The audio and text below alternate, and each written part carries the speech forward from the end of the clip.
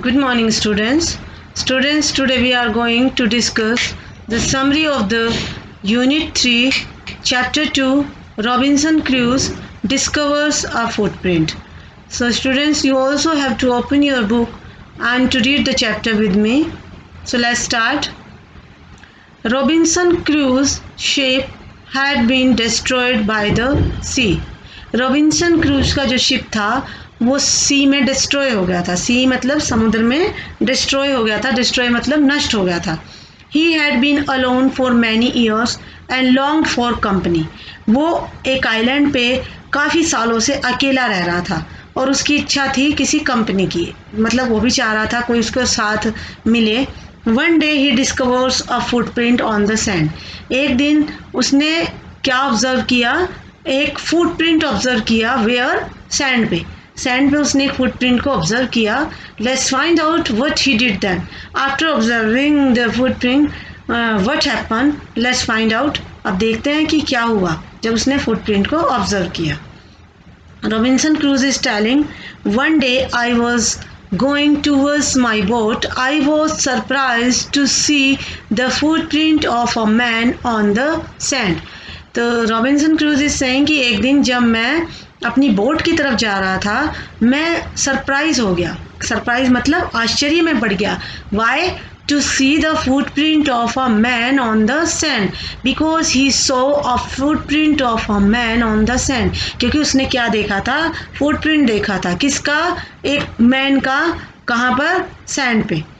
I stood amazed. So Robinson Crusoe is saying that I became surprised. Robinson cruise जो बिल्कुल amazed हो गया, हैरान हो गया, सरप्राइज हो गया. I listened. उसने सुनने की कोशिश की. I looked around me. अपने चारों तरफ देखा. I could neither here NOR see anything. लेकिन ना तो वो कुछ सुन पा रहा था और ना ही कुछ देख पा रहा था. I went up higher to look down. मैं ऊपर की तरफ गया नीचे देखने के लिए. I went up the shore and down the shore. फिर मैं ऊंचाई की तरफ गया. समुद्री जो किनारा था, शोर मतलब समुद्री किनारा, उसमें ऊंचाई के हिस्से पे भी गया और नीचे की तरफ भी गया. But it was no good. लेकिन वहाँ पर कुछ भी अच्छा नहीं था. I could find no other footprint but that one. मैं उस फुटप्रिंट के अलावा मुझे कोई और फुटप्रिंट नहीं दिखाई दिया. I went to it again to see if there were any more footprints and to tell if it had been my imagination.